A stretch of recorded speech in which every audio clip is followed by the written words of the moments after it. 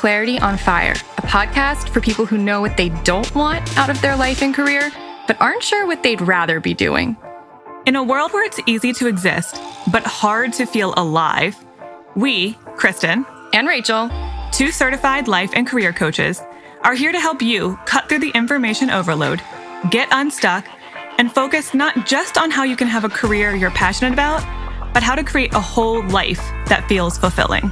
So join us here, where we serve up inspiration and down-to-earth wisdom in a way that only two best friends can. We want you to experience the relief of knowing that, yes, you're allowed to want more out of your life and career. And no, you don't have to wander through the dark anymore. Our job is to light the fire that shows you the way. Let's go.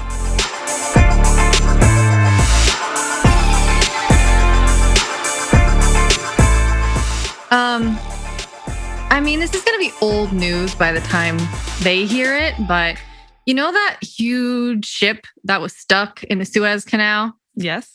You know how it got unstuck, right? Like you heard that it got unstuck this weekend? I heard that it got unstuck, but I don't think I know any. Do you know how details. It got unstuck? No. The moon, bitches. What? The moon controls the tides. The tides changed. That motherfucker. And it was a full moon this weekend. Was that part of it? I don't know. The moon unstuck that thing. And I love this analogy so much because that was a huge ship. It was huge. You saw those like little diggers coming in and it was like throwing a peanut at it. I mean, like it was like, this is useless. All that masculine energy came in there with its like dinky little diggers and it's trying to like solve the problem, right? It's trying to dig it out of the situation, trying to use its force and its ingenuity. And that thing is not going anywhere. And not until the moon comes and the in. feminine and the energy just chilling up there, just doing its thing. It's doing its thing. It's like, you just wait a little longer. You just have a little bit more patience. Nature takes its course. Life finds a way. Mm-hmm. And that thing just got unstuck. So like, I love that. Isn't story. that I didn't the know best? all that. I saw that and was like, God, I feel so satisfied by that story. It wasn't like man-made stuff. They got it unstuck. No, it was just the moon. The moon. Yeah. The representation of feminine energy. Feminine energy. The so sun, good. Masculine, the moon, feminine. So good. I feel like people need to sit down and take notes about that one. Because I am in that digger trying to dig myself out of problems. Welcome to my whole life. I've got like a ship labeled SS Rachel's Problems, and I'm in a digger, and I'm like taking like taking like a bucket of mud and putting it like 5 feet away, and I'm like, I'm doing something. And the ship is like, oh, no, that's cute. I'm not going anywhere. Like you can effort all you want, and like just like eventually the tide is going to change, and this boat's just going to move. Mm-hmm. So like you can be in your digger digging away if you want to. Or you can just like go sit on the, sit and like enjoy a drink and just wait for the moon to do its business. Oh, yeah, that's good. So isn't that great? That has nothing to do with Solange, but I feel like she'll like the story. Mm-hmm. I mean, that's just a good reminder to all of us. Like, stop working so hard about problems that you don't have that much control over. Not really. No, you're so small in comparison to that giant thing. And yet that giant thing can move of its own accord without your effort. Like if you just like sit the fuck back. That's good. For like a little bit longer than you want to. That's the thing, right? Is that there were ships behind that one. They were getting antsy. They were having to wait. It was creating problems.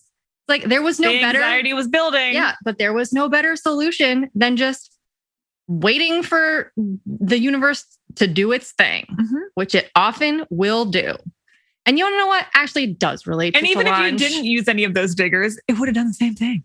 You just wasted a bunch of effort and didn't even impact anything. No, you still had made a bunch of men feel like they were doing something. Know what I mean? They could have been female. Sure, why not? Digger Workers. operators. I sort of doubt that it was like a female-led enterprise. I'm thinking it's a male-led enterprise down there. A few ladies scattered among the bunch. And it kind of does relate to Solange because the theme of this episode is that you can be nowhere near done with your work and you can still have wonderful things happen to you. And those can be mutually, like those can happen at the same time. They're not mutually exclusive. And I find that to be very refreshing. That's a story we need to hear more of. That's for sure. Yeah. So I think that does relate. I think so. Similar themes. Right. Like things can get unstuck without you feeling like you did anything. And without you having to do all the work. Yeah. So that's good. Okay. Well, let's hear a little bit more about Solange. Okay.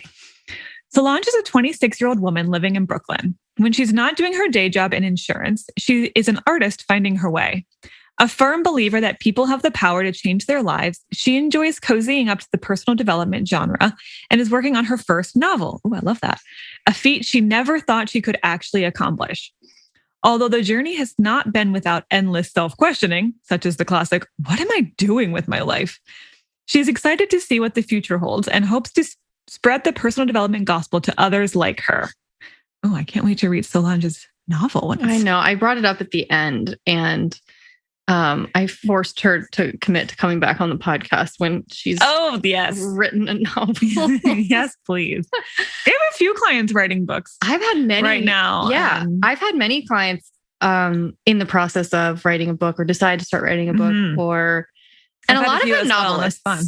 Like not a lot of nonfiction, actually. Yeah, true. In the people that I'm thinking of at least 4 different clients who've written books or in the process of writing books. Good thing we did the Artist's Way as a book club episode. We talked about that because Solange is currently doing the Artist's Way. So, because I kind of bullied her into it. And then she decided to just, like do it way better than you or I'd actually committed to it. So. You mean actually do it at all? Actually, do it more than 3%, which is probably how much I did it. Yes. So I hope you guys enjoy this. There's a lot of good stuff. We talked a lot about creativity in general and inspiration and, the fear of doing that instead of doing something normal. You're going to find a lot in it and come back. Well, I mean, you're going to already be here. So it's not like you have to come back. It's just stick around because at the end, we're going to be talking about, I'm going to give you some teasers about what we're going to be doing with the Patreon community later this month and next month too. So, okay. Well, I can't wait to listen. Let's play. Okay, play. Hello, Solange. Hey, Rachel. Oh my God. This is so fun. I love doing this because I get to see people's faces. And you look so cute in your glasses, by the way. I didn't say that earlier. Oh my God, thank you. I got them pretty recently, so I appreciate it. You're rocking like the Harry Potter chic round glasses, but they look very good on you. I would look like I was cosplaying if I was wearing those glasses. I think you can rock them, like you just got to try them out and see for yourself. I mean, you look super, but you just look super cute. So I had to say that. Okay. So there are a lot of things I want to talk to you about and we're going to get there, but I like to start with everybody, which is, can you like dial it back maybe 6 months or earlier if you want to? But I'm very curious for you to tell people what your mindset was and where you were at and what you were struggling with like maybe 6 months ago. Okay, cool. Yeah, so around 6 months ago was when you and I started coaching and definitely before... Was it really that long? Yeah, it's crazy. Okay, maybe even before that. All right. But yeah, I mean, if I'm really even dialing back just like several years ago, like when I graduated college, like I had majored in film and got a minor in creative writing, was feeling really good about just like the work I was doing. Like I found it really exciting and like it was something that really just lit me up as a person. And then, came after college when I was like, ugh, like it's hard to find a job. And then just some more like personal info about me. Then a few months after that, I did lose my brother to suicide. And that was really like just a really like huge thing in my life that kind of put me on a standstill for a really long time. And it was extremely difficult for various reasons for everyone that has experienced like losing somebody by suicide, or also just, losing somebody unexpectedly. So, I kind of just did like a lot of odd jobs, like in between, just kind of floating around, figuring out like what it was I wanted to do. And honestly, just feeling very lost in a lot of ways. But then like eventually, like as time went on, like I felt a lot better. Like I felt like I was able to, be stronger in my life and, I didn't feel like crying all the time. So I was like, okay, like I think that I can actually make some moves now. But yeah, long and short of it, eventually, like I did land in this like business development program where I landed the job I'm in now. So I'm working in sales and I'm working in insurance, and definitely not my passion. But it's like a good thing that I have learned how to do and like can pay the bills, whatever. But then comes the time when I find you, was when I was working in this job I was like approaching the year mark, and at first, it was something that I was really excited about because I was like, cool, like this is a really stable job. Like maybe this is something that I can grow into and I'll never have to think about career stuff ever again. Which is like hilarious. Also, just knowing the person that I am, like I'm constantly wanting to do new things and try new things. And to put it simply, I got really bored and I was like, oh God, this isn't for me. And if this isn't for me, what the hell should I do? And it was actually my sister who was like a fan of yours for a while that was like, why don't you try getting coached by like the clarity people? And like she had like shown me like like a couple of like your and Kristen's podcasts before. And I was like really unsure about it. And I was like, oh, like I don't know. Like I don't know if that's going to work for me, which I'm sure a lot of your clients say. But people listening to this might be saying that. Probably. So let me just say to everyone listening, if you're thinking about getting coached by Rachel or Kristen, do it. Thank you for the plug. You're welcome. But yeah, so then when I finally decided to, after like, honestly, probably like 2 years of her saying I should do this, I was like, okay, I'm finally going to do it. And then like, just after our first call, I was like, oh my God, like I already feel like I am, lifting some like things that I was holding, and I feel like this is going to help me a lot. And so much of it was just like you and I not even just strictly talking about career stuff, but things like ways that I was like struggling to like trust myself, and ways that like I questioned my decision making, and a lot of that was just super helpful.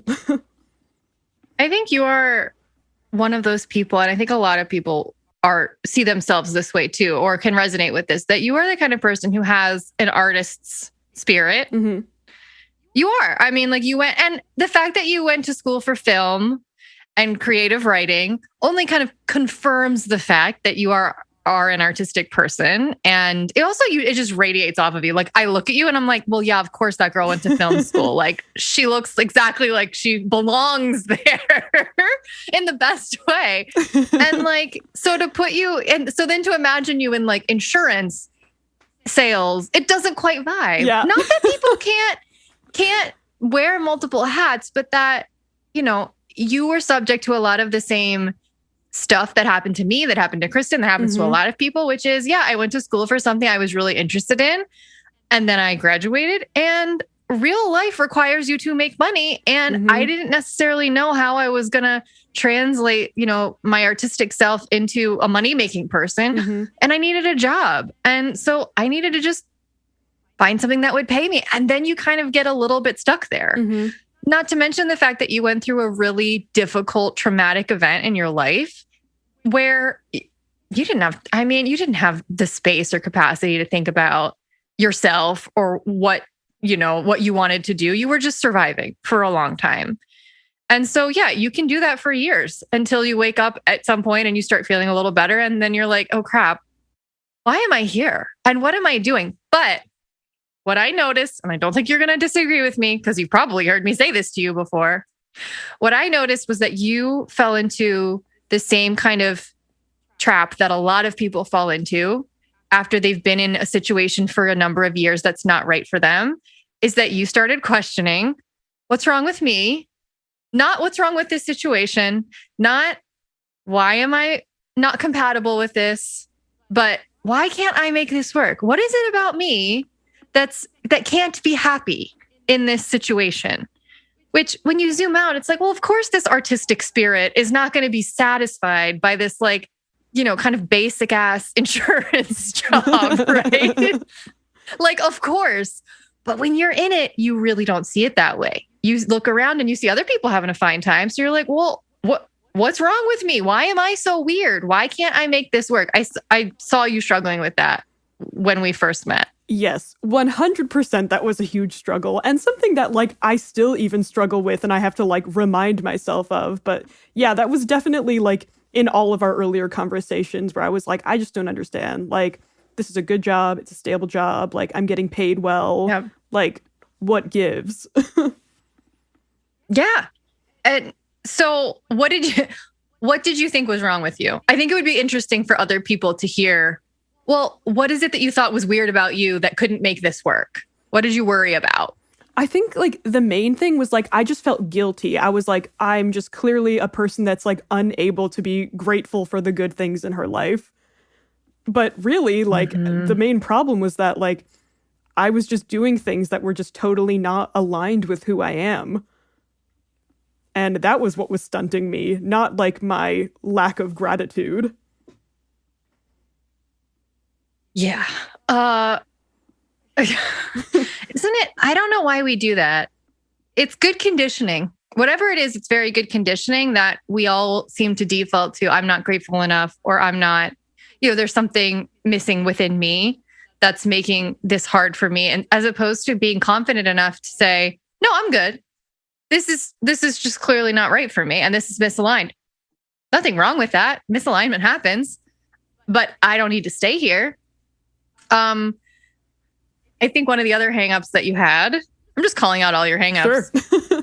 Well, hope you're cool with that. One of the other hangups I saw you struggling with was, and I think this is natural because we need security, we need stability, we need safety. You really just wanted there to be one clear answer to what am I going to do? And it would have been really nice if you could just find a job that fit under the umbrella of what am I going to do? And then you could just do that forever if you wanted to.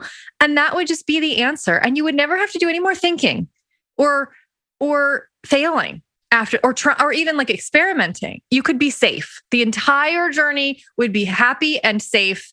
And I am finding that happy and safe do not often go together. Yeah, for sure. And that was, I'm like laughing because that was a conversation that I think you and I had so many separate times. Oh, so many times. Many times. Yeah, every time you would be like, yeah. Okay, all right. You're right. And then 2 weeks later, we need to remind you of it again. Right. Like I would just get to these points, like just cycles over and over again where I was like, oh, like I just wish I was the type of person that would be happy in this circumstance. And then I needed you to be like, yeah, but you're not. So, let's work with this, like with who you are as a person and like see what we can do. And like, it was so true. It was like in that moment, I was like, she's right. Like I am not that type of person. And yet like, I still was like upset that I wasn't, and like was like, is there a way for me to become this person? Like, is there a way that I can mold myself? But that is not how life works. So tell me this. This is I don't know where you're going to go with this, but let's just throw it out there. What do you think made it easier in your mind at the time about the idea of, I wish I could just change myself into someone who could like this, as opposed to changing the situation, but not changing yourself? Why was one desirable and the other not? I mean, I think maybe part of it was just that like pretty much everyone around me was really proud of me and like telling me that like what I was doing was a good thing. And like my parents were really proud of me because they were like, yes, like you're stable, you're like making good money, you're like totally independent now. And I felt super happy about those things too, because like prior to like, living in Brooklyn where I am right now, like I was living at home and like that was, trying in a lot of ways. I've been there. Yeah. Kristen's been there. But then like, yeah, but then like when I got this job and like I was actually able to like be stable enough to move out, I was like, yes, like I've accomplished this goal. This is amazing. And then I guess I was just afraid that if I, like admitted to myself that this wasn't what I wanted, that I would lose all of the things that I worked so hard to get. Yep. I mean, that makes sense. When you think about it, when you kind of zoom out on it, that makes perfect sense. Why we would feel like that is, well, I got all of this stuff. And if I don't want to do this, then I've got to trade this in. When I don't think the universe works like that. I don't think it's, I got to this level, and now that I think I might want something else, the universe is like, okay, well, why don't we upgrade? It doesn't have to be a trade-in, but it's natural that you assume that, especially because a lot of the things that you're interested in are more artistic. And there's a lot of limiting beliefs about what we can achieve, sort of security wise and artistically. A lot of limiting beliefs around, I can't make money as an artist, or I'm never going to be able to support myself. I'll never be an independent adult as, an artist. And so, yeah, it just made sense that, God, it would be so much easier if I could just like this, then all of my problems would be solved. But in doing that, there's so much abandonment of yourself that you would have had to do. Like so many aspects of yourself you would have had to amputate in order to make yourself fit into that situation. And I think you had tried and you were failing. Yeah. Like, definitely. It wasn't working. It wasn't working. That was where like depression and anxiety and, like the malaise and the apathy and all of that can come from, is I'm trying so hard to make this work and I just can't change myself to make this work. So I'm going to have to change the situation. Scarily enough, I'm going to have to change the situation. I think one of the things we found, though, is that we don't have to change everything all at once. It doesn't have to be like you have to quit tomorrow because you're realizing that this can't be the rest of my life, that there are ways for you to incorporate more of who you are into your life. And it doesn't always have to come from your career. So, I think one of the first things we started doing in that, to help move you in that direction, was get you back into writing more. Mm-hmm. Because, so tell me a little bit more about like writing and you wanting to be a writer, because you've been kind of working on and thinking about this book for a long time. Yeah, definitely. I started it I'm trying to remember, maybe 3 years ago at this point, maybe a little more. Yeah. That sounds right. Yeah. And it was definitely something at the jump that when I started, I was super excited about. And it was something that I was like, I don't know if I can actually do this, but I'm going to try. And then somewhere along the way, as I started doing different jobs and my life experience was changing, I just started writing it less and less. And I started feeling just a lot of insecurities about it, where I was like, why am I even doing this? What is this even for? And that was a major bummer because, it was something that I had really enjoyed doing, and something that at some point in my life, I did feel I had a knack for, and I was even something that I loved, I was losing spirit for. But I can say right now that I have a lot more spirit for it now. But that definitely was a huge change that I did need to kind of break away from what I was doing and remind myself what I liked about it. Mm-hmm. And show myself that I could still do it, and it didn't have to even mean anything. It could just be something that I did for myself that was fun. You make it sound very easy when you say it like that, but I have had conversations with you and it was not as easy. Oh yeah, no, it definitely wasn't. Sounds. Because there's so many, and I know there are people listening to this who are hanging on every word because they want to be a writer too, or they want to put their creative thing out into the world and they are struggling. And so I want to kind of go through some of the biggest things you had to untangle so that you could unblock yourself creatively. And if this sounds like the artist's way, it kind of is, because Solange has actually been working through the artist's way and is actively still working through the artist's way. Hey. But I think one of the first things you had to sort of make peace with was that you can both be okay in your current job. You can appreciate it for what it is and know that it is providing you with valuable resources, want more, actively look out for opportunities and things that might align with you better. And it doesn't have to be the source of all of your fulfillment or purpose or passion. And I think you were kind of falling into that knee-jerk tendency to want that to be, because wouldn't that be so convenient? It would be so convenient. But life doesn't totally work like that. You got to kind of focus on the other areas of the other slices of your pie chart. And so this was one of those places that was just sitting there. And it was this is such a good way to help you feel how you want to feel and actually meet those artistic needs without having to get another job. You can actually do it right now.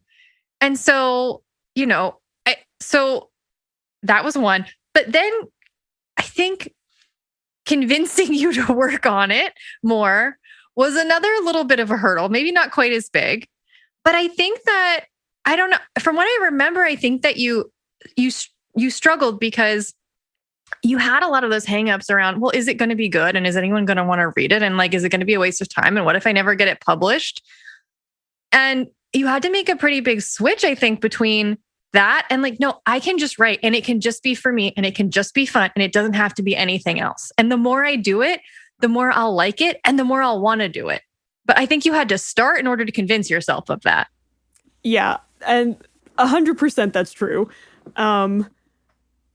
'Cause yeah, I mean, all of the hangups you just said, like, and I still feel them like a lot of times because I'm sure most writers do, where we're like, wow, like we're just, committing so many hours to doing this. And like, what's it all for? Is anyone ever going to read it? Right.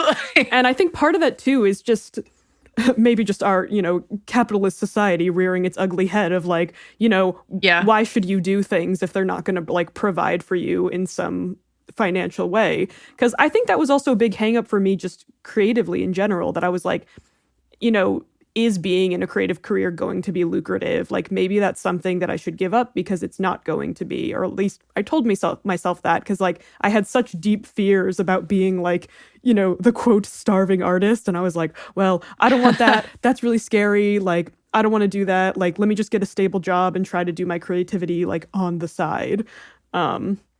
But that became a struggle too, because I was like losing inspiration for my creativity, I think, because I was like living a life that wasn't really authentic to me, that I was trying to make myself believe was.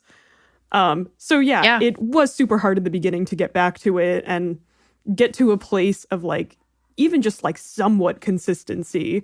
But it is really true that like once you do like battle yourself enough and start getting some more words on the page, more eventually come, and it feels really good. But it does. Definitely you just tough.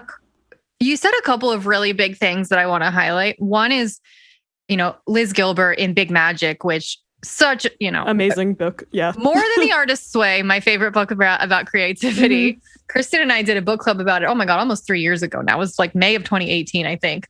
For those who haven't heard of it, such a good book. I highly recommend you check it out. Me too. But she talks about inspiration as something we wait to strike, as opposed to something you have to invite to happen by sitting down and like almost like starting to churn the wheel.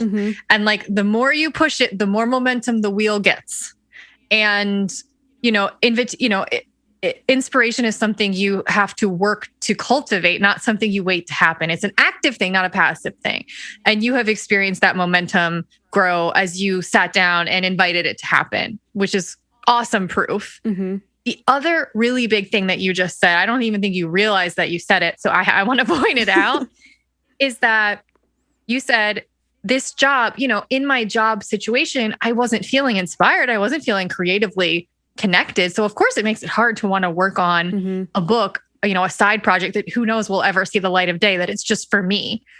A lot of people will make the mistake of thinking that it's the job's fault. It's the situation's fault. I'm not in a creative setting. I'm not in an inspiring situation. So of course I don't feel like coming home and being creative.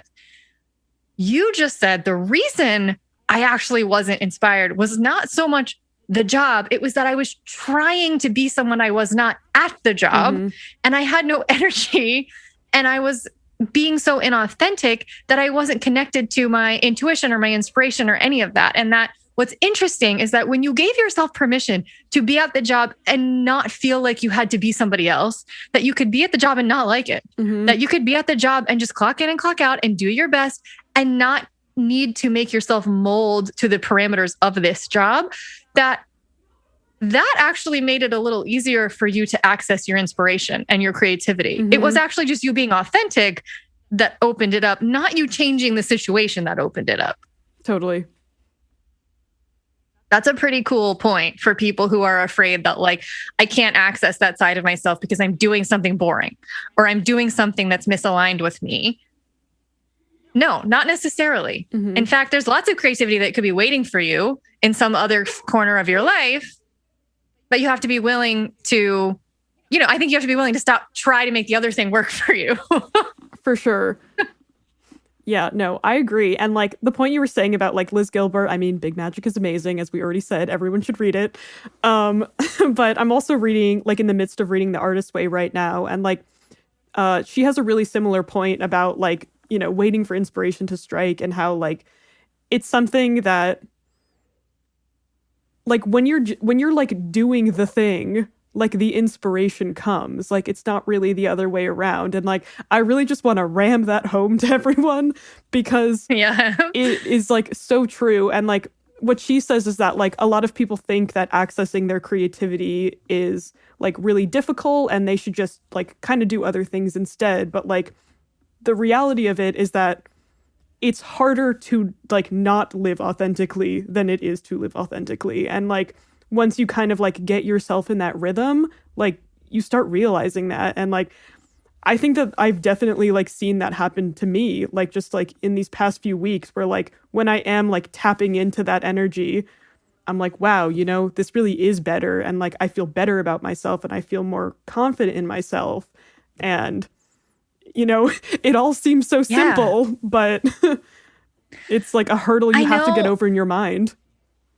I know that a lot of people listening to this, they don't know you. So they're like, they're hearing you say this and they're like, that's nice. And I'm like, no, guys, you don't know her. I know her. And what I'm telling you is that she really actually did that and had to learn that the hard way. She's not just like, be authentic. She actually had to learn like, by doing things the difficult way and by trying really hard to make something work that wasn't ever going to work for you. And by being, really scared of like being more authentic than you were inauthentic, you learn that it actually is easier. But you were really afraid of that. That's not just like a little flippant thing that you're saying. That is, and I think it's ongoing scary too. Totally. It's not just you're over it. Like it's really, it does seem so scary and high stakes to walk away from, well, these are the societal expectations. This is, what if I'm walking away from or contemplating walking away from something that provides all of my security and all of my stability? It is, you're right. It is 100% harder to live inauthentically than it is to live authentically. But until you've lived authentically, you don't know that. Totally. Totally. Oh my God. Yeah. So you're like, no, I promise. I'm really actually qualified to tell you that it is easier, even though it's also scary. To that end, I don't know. I don't know if this is related, but there's one other thing, like slight tangent from creativity and authentic expression, but I think it's all in there. I want to read something. I read this to you on our last call, and I want other people to know so that we can talk about this part. Ooh, okay. Okay. So when we first start coaching people, we send them a questionnaire and we ask them a number of questions. And one of the questions we ask are, what are some of the big concerns you have about life? One of your top 3 concerns about life was that you would not find someone who you wanted to spend your life with or start a family with. You've always known you wanted to have a family. You find the dating landscape very challenging. And that's because you were like, maybe it's because I'm not sure enough in my own sense of self. So more proof that when you were just being really honest with me, not knowing anyone else was ever going to hear you write this, you were not sure of yourself or who you were. You were not feeling super authentic. Sometimes I fear I don't attract the right people because I still have to deal with my own internal issues first. I think a lot of us can relate to that fear that I'll never find someone. I really want to. I'm not sure I will. Dating is freaking hard, to say the least. I don't know that I'm connected enough with myself sometimes to even am I doing this right? Am I going to attract the right person? Would I even recognize the right person if I attracted them? And maybe I haven't dealt with my own issues enough. Maybe there's more development or perfecting of myself that I need to do. You wrote that. Ooh, like what? 3 weeks, and then 3 weeks went by. A month went by. So tell me what happened. Tell me what happened, please. I thought you were going to transition into this. You knew I was. Of you course. knew it. Yes. I mean, it's an important part of the story. Very important. But yeah, so like Rachel and I started coaching, and then yeah, like so soon after, like a few weeks later, I like ended up going on a date with this guy who I am still with, and I was like so excited about it. Like it was one of those like dates that I had kind of always like dreamed about having, where like we like clicked immediately and we were just like really getting to know each other. I remember I was even telling him about like coaching and like my core desired feelings, and like he thought all that was really interesting. And then like as we like started like dating more and getting to know each other better, I was like, wow, like this is so awesome. Like I've never been with anyone like this. I've never felt this like connected to another person before. And I remember like as the weeks went on and we would like talk about him, you were like, well, yeah, like you were like, this happens all the time. It's like you started doing the work and then like something like good came to you. Mm-hmm. And that blew my mind for many different reasons. But I think the way that it blew my mind the most was that you were like, you can do this with like every other aspect of your life. Yep. And like brain explosion. Yeah. The universe isn't like out here rewarding perfection or doneness. Mm-hmm. It's responding to you shifting and moving energy, I think. So you, in just deciding, all right, I'm going to make a big change, that in and of itself was a huge, like I imagine, again, like a wheel, like that was a huge push to get that wheel moving. And then you starting to do that work, especially the first few weeks of coaching, it's all just dredging. It's all just like, let's talk about all of the beliefs you have about yourself that suck and like uprooting those and shining a light on those. And you were very much in the thick of it. In fact, right before you met him, I remember you being down in the dumps. Like you were energetically feeling very low. I think it was around the time of the anniversary of your brother's death. And that always brings up stuff for you. I remember talking to you like very deeply around your feelings around that, like right before you met this person. That's so true. You were not, so like, damn. So what I just want to point out, because so many people struggle, I think, when they're looking for a person or they're looking for the ideal job or whatever. And I do this to myself, which is why I love your story so much, is that I think we think I have to get to this ideal place. I have to be super happy all the time. I have to feel, I have to be really like almost done on my, whatever that means, on my journey of like perfecting myself and developing myself. And you were not, you were in the thick of it. You were doing the work, but you were not in like some happy-go-lucky place on like the day. I doubt you were the week of, maybe not even the day that you ended up like matching with him and started talking to him. You don't have to be perfect. You don't have to be done. I think that you just have to be honestly and authentically like doing the work and making an effort. And you were, and look at what came of that, and look at what could come of that in every other area of your life. And again, it wasn't just someone who was like, this is a cool guy. This was like, this is like what I kind of imagined in my wildest dreams could be possible, but I never really believed it would happen. That kind of outcome. Yeah, no, I mean, 100% it was that. And like, it, like cornyly enough, like it still feels that way to me, like every single day where I'm like, that's not corny. I need to hear that. Everyone listening needs to hear that. That's great. Yeah, proof. It is really nice. Like it's still something that like every single day I'm like, I am so happy about this. I'm so grateful. Like I can't believe that like this is my life with him. And yeah, and that was like super just validating in general that it happened, because like, obviously it's a wonderful, beautiful thing to be in a relationship that you're really happy in and like be really in love. But it also just felt so encouraging to me that I was like, cool, like I just have to like do my best and like put myself on the path. And that's all you really can do. And like, it will lead you somewhere. Yeah. That's enough. Like, isn't that so like such a relief that me doing my best and being sincere is enough. And that I don't have yeah, and that I don't have to be like some perfect, happy all the time person, because you and I both know that when we're talking about you and we're talking about me, ain't never going to be happy all the time because we got some of that type 4 energy up in our business. And we have big ups and downs, like big mood swings. Like we experience the like capital big sads, you know, like, and that was, we got to talk about this. I don't know. I can't remember if we've ever talked about this on the podcast, but I think right before we talked through that questionnaire and we talked through like the fear of not finding someone. And I think that you doubted, correct me if I'm wrong, I think that you doubted that you could find someone who would be cool with your, the range of emotions that you have. Yeah. The acquired taste that you found yourself to be. Yes? Yes. And so I introduced you to the notion of mild salsa and spicy salsa. Remember? Yes, I was just thinking about that. So I'm so glad you're talking about it.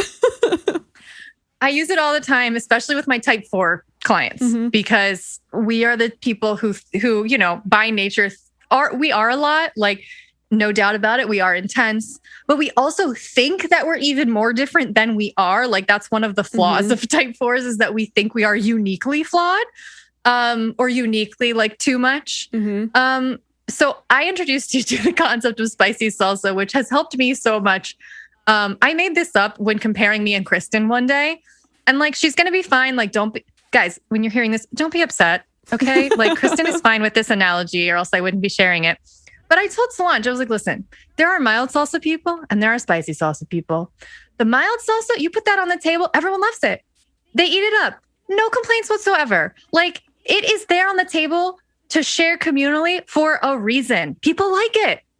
Not going to cause any issues or problems. It's a crowd pleaser. Kristen is mild salsa. She would totally agree. Like, I have jokingly, but kind of seriously said to her that I think she could marry 1 in 25 men on the planet. Like she could meet like 1 out of every 25 men she could like find herself compatible with and like make a life with and be perfectly pleasantly happy. I think you and I are horrified by the notion of that. And I'm like, I don't even think 1 in a million people I would want to marry, nor would they want to marry me. Maybe million. I don't know. I need to meet 1 million men first, which I don't want to do. So, there's mild salsa and there's a lot of value in being a mild salsa person. And if you are a mild salsa person, that's fine. You got to own who you are. That's not Solange and I. We are spicy salsa people. Spicy salsa, you don't put it on the table because a lot of people aren't going to want it. They're actually going to be kind of grossed out by it. Or they're just going to be like, that is too much. However, there are people who love spicy salsa. They collect it. They buy it. They are like, obsessed with finding like all of like, like the niche sort of like mango spicy salsa, blends. But it's kind of an acquired taste. It's something that you seek out. It's not something that's going to please everybody. But when you love it, you really, really love it. It conjures up deeper and more intense feelings with the people who really like it and with the people who don't like it. It's just got more extremes. Whereas mild salsa, more adaptable. No extremes there. Not going to cause hate. It is what it is. Not to say that people can't intensely love mild salsa people. I'm not saying that people love you less if you're a mild salsa person. I'm just saying you're a little bit more of an acquired taste when you're a spicy salsa person. And that's okay. And I think you like that. And then guess what? You found someone who liked spicy salsa. I did. And yeah, like the day that you told me that analogy, like that's still something that I think back on like all the time whenever I'm feeling like I'm being too much right now. Like, the drama. And the drama. Right, like so type 4. And I think about that and I'm like, no, okay, like I am spicy salsa. That's all it is. Yeah. And he likes spicy salsa or else he wouldn't be here. It's also funny because he like really likes hot sauce too. So this is just like extra funny right now. Okay, so here's an interesting question. I don't know how you're going to answer this. Is he likes spicy salsa, but is he a mild salsa or is he a spicy salsa? I would say he's definitely spicy. He's a very like unique person. And I think that, I mean, that's really what I wanted. I mean, like you were saying before, like it kind of like horrifies us to think like that we would just be with someone average, which like is not which is not even a bad thing. Like it's not bad to be like average or whatever. But I was like, no, like I'm a dramatic person and I need excitement and wonder and all of those things. It's such a type 4 thing to say, but it's so true. Yeah, we do. Mm-hmm. And the thing is like, back to your comment earlier about, you know, the Liz Gilbert thing about it, you can try to be inauthentic. It's going to make your life harder than if you just embrace, this is who I am.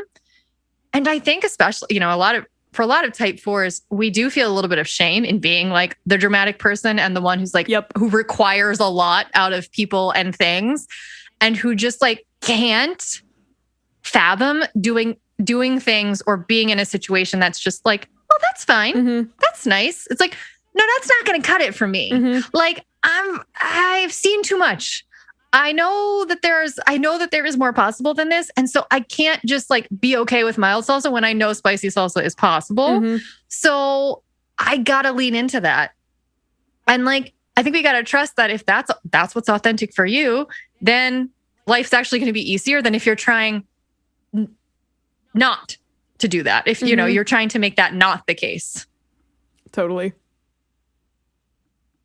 I love that. I just love that story so much because so many people, you know, I just think that they're worried that they're not doing enough, that they're not, that they're not perfecting themselves enough, that they're not trying hard enough, that they're like, you know, in some way or another, that they're either too much or not enough. And you're like, listen, I was both quote unquote too much and I felt like I wasn't healed enough. Mm-hmm. And yet that didn't matter. I still got what I wanted. Yeah. It can happen for you too, folks. Yeah. What a great infomercial. So okay, I don't know how I want to phrase this, but one like big kind of last question, maybe not the last question. We'll see. That's coming to mind is, all right, just a little accountability for you, like having had this conversation about your life and getting to zoom out and see it as like an inspirational story for other people. And reminding yourself of, God, that was so cool how that worked out for me. How do you need to walk your talk in other areas of your life? Like that worked out for you. Where are you still needing to remind yourself, oh, it's okay to be me. It's okay to be spicy.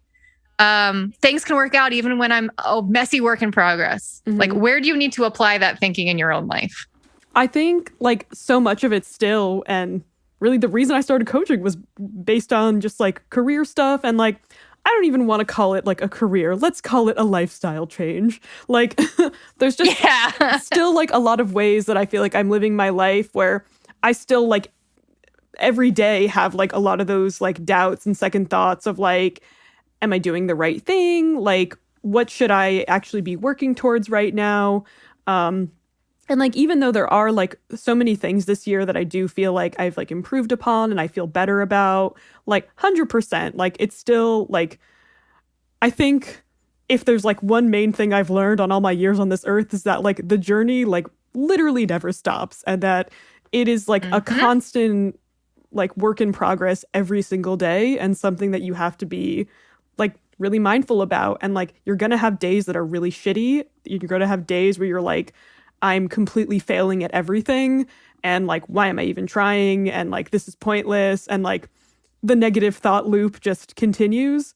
But then I think, I mean, to put this very simply, like you eventually like move through those emotions and then afterwards are able to like look at your life a little more clearly and say like, okay, like I did my crying, I did my anger, like what can I do right now? And I think a big thing that was getting me so stuck before was that I was like bullying myself for my emotions. Like I was doing my crying and I was doing my anger, but instead of like completing the process of those emotions, I was just like, why are you feeling that way? Like just asking myself that. And like, why are you being so dramatic? Like, why are you always like this? And just kind of going back to like what we were saying, where like I felt like I was so flawed in this way. And I was like, why do I have to feel things in such a big way? Like, none of this even matters that much, or so I told myself, but clearly it did matter because I was having really strong feelings about it. It turns out that my feelings are just information. Yep. And not something that I need to judge. And then if I do, I'm going, like you just said, interrupt the process and not actually get to the bottom of, well, what is this a symptom of? You know, so much of this conversation, it turns out, has been about like, you just have, I mean, this sounds so lame when I say it this way, but I hope everyone knows that it's earnest. You just have to be yourself. There is really no other alternative. Like, if you're spicy, you got to be spicy. If, you know, if working in this boring job doesn't work for you, it's okay that it's not working for you. It just can't work for you. And that's okay. Doesn't mean you have to quit tomorrow, even. It just means that we don't have to keep trying to make it different than it is. Like, there's really no other alternative. If you want to live a good life, then like, I just have to be okay with every single aspect of who I am, which means I have to be okay with being dramatic. I have to be okay with being sad. I have to be okay with being angry. I have to be okay with all of it, because not being okay with it both creates more resistance and more angst, and also prevents me from even from ever healing the root of why I might be feeling like this in the first place. Like, there's no curiosity. There's no compassion. I just get stuck. That sounds like an oversimplification. Oh, but it's so true. And like, I don't know. It's funny because I think that like, that's something that like, you know, I've struggled with pretty much my entire life of like, you know, everyone always tells you like, oh, just be yourself and, you know, everyone will like you. And I feel like, you know, growing up, if you were ever like the weird kid, I was like, well, obviously being yourself is a bad thing because people are going to like judge you and like, I should not do that.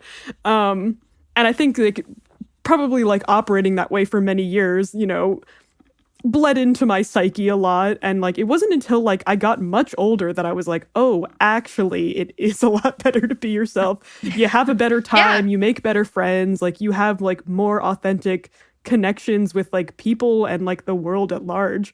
And like, yeah, it does sound like an oversimplification, but like, it really is so true. Well, and you might be the weird kid and people might not like you, but you know, we reference back to spicy salsa. Yep. That's okay. Because some people will really dig your weirdness and want more of it. And like, I would rather live in a world where that's true than live in a world where I'm trying very hard to be mild, even though I'm not, and turning everyone off because I'm so committed to being bland or something. Like, and what's funny is that the people who genuinely are like a little bit more mild by nature, they're not bland because they're not trying to be something other than what they are. Like, it's blandness is only really created when you're trying very hard to be something that you're not. Totally. So, will you come back on the podcast when you finish your book and are a famous author one day, or even when you're just like a middling successful author or a new author? I don't really care. I just want to hold you accountable to finishing this book and somehow, some way, letting other people read it and then talking about it. I would be honored. Okay. But that also scares me. But you know, that probably just means that it's that much more important. You got to do things that scare you. Give people like a one sentence, if you would, summary or two, of what your book is about, just for fun. You can do it. Are you scared? You're like, no, I can't do it. People are going to judge me. I can't. Not yet. All right. We won't make her do it, but it's a work of fiction. Yes. Yes. It is a fantasy coming of age story. Okay. That's enough. I will take that. Okay. She's just, you can't rush the creative process. I can't make her talk about it yet. I know she will when she's ready. I will talk about it when it's done. Okay. I will hold you to that. I'm down to read it whenever. So, you know, I love fantasy. I love coming of age stories. Also, I love a coming of age story because that's the whole theme is what we've just talked about, right? Like, like remembering who you really are and giving yourself permission, even though it's very hard, to just be that person and trying everything the wrong way first before you try it the way that it actually works for you. You can't beat it. Those are great themes. And yet we can need constant reminding of it because we keep reading stories about it and we keep watching shows about it and we keep talking about it because it's so easy when you live in this world to like look outside of yourself and go, there are a million different examples of someone else I could be. And maybe I should be that. Nope. It's not going to work. I mean, it is not going to work. That's why I'm writing a book about it. Like, I hope that, and I think it even has been so far, like, a process of, like, healing almost. Because, I mean, I think a lot of people will say this, like, a lot of writers will say this, that, like, pretty much every character you write, like, is a version of you. And a lot of the characters that, like, I really enjoy writing and I admire, I'm like, yeah, like, those are the qualities that, like, I do see within myself sometimes and like I want to be more of. And it's really cool to make them come alive. I just love you. And I want to like sincerely thank you for being someone who is both aspirational, but also not on any pedestal. Like you are just a normal person who has been through some shit, who has her ups and downs, who constantly is working through her own problems and emotions and feelings, and is also proving that you can have wonderful things happen to you simultaneously while being a work in progress. Like those are not mutually exclusive. They're actually one and the same.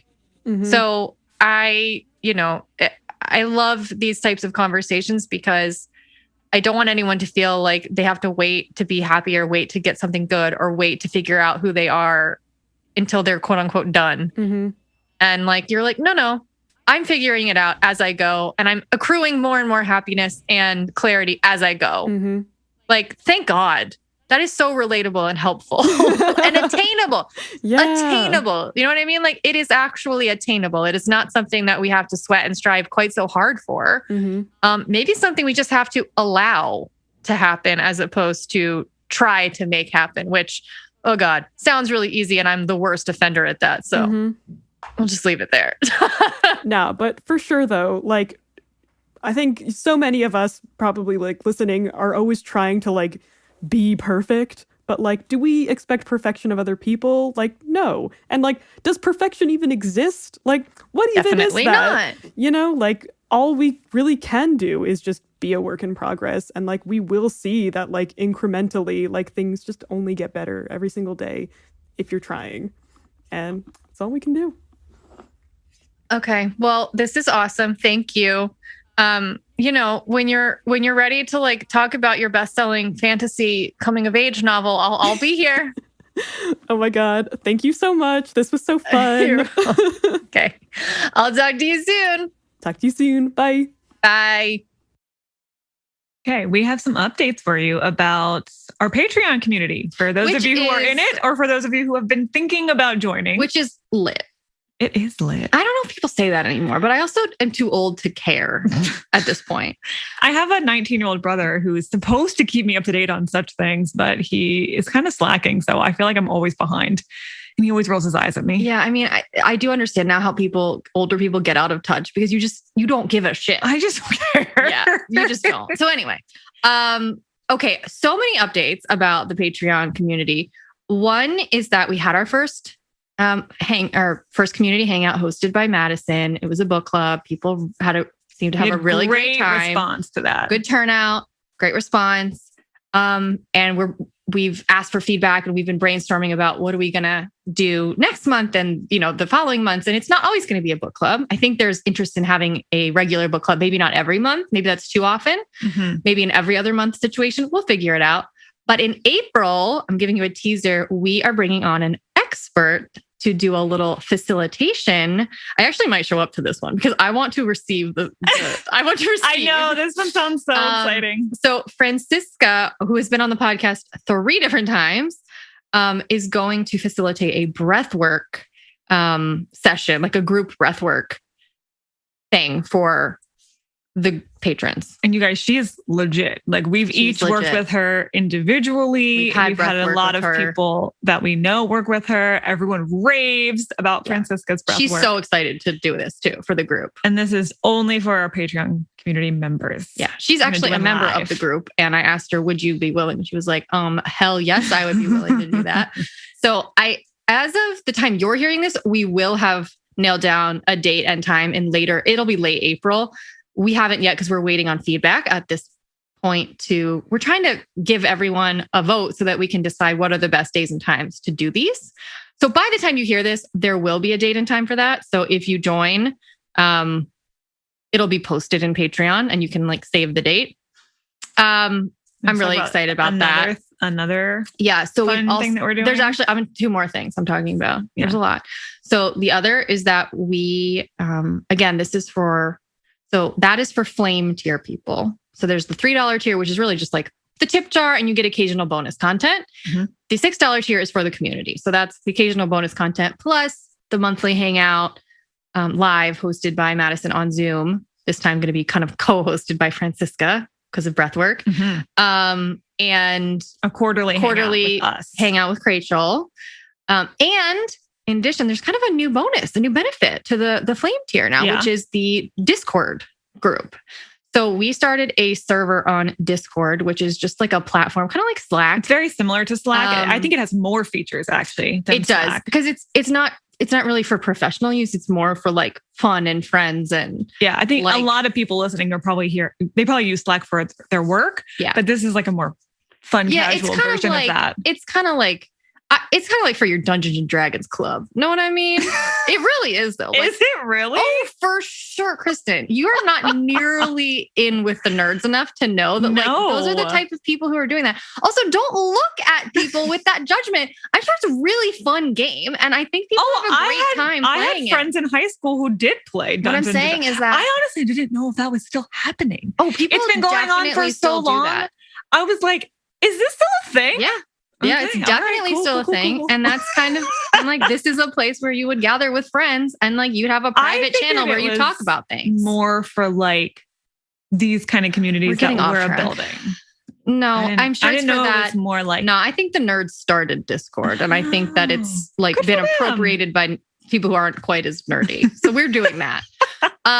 So we now have a Discord server, which, you can download the app and when you are a member of the Flame tier, you get to join the server. And then we have like different channels of conversation going on. So there's a book recommendations conversation. There's like a real talk where it's like, okay, let's get vulnerable. Let's be honest. Let's be raw. Let's also celebrate good stuff. We have, I think we're going to have one. I'm thinking about adding a channel for career related stuff specifically. So like, hey, who wants to like look at my resume or who knows someone I could talk to about X, Y, or Z, that type of stuff. So there's like hopefully an ongoing conversation going on there. We have the monthly hangouts where you get to see each other face to face and all that, but we don't want that to be your only interaction with the community. We want it to really feel like a community. So that's why we wanted to have a easier way for people to connect in between all month long. Really like casually chat on Patreon. Yeah, there's not really a forum or anything that makes that really easy. This is where people can actually kind of virtually gather every day as opposed to just once a month. Mm-hmm. So we also have a friend dates channel where earlier this week we posted a challenge to patrons to like go out with people virtually from the group and like have one-on-ones or even small group, like 2 or 3 people if you want, have a Zoom with someone and like chat and get to know them. Because the whole point of this is let's make friends with other people who like the same stuff that I like. Yeah. And who like deep conversations and personal development and nerdy books. Like that's what we're all here for. This is what we love. So you're going to find some kindred spirits and we want to encourage that.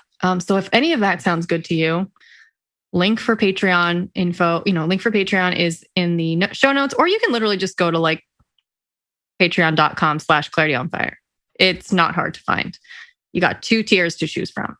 So enjoy.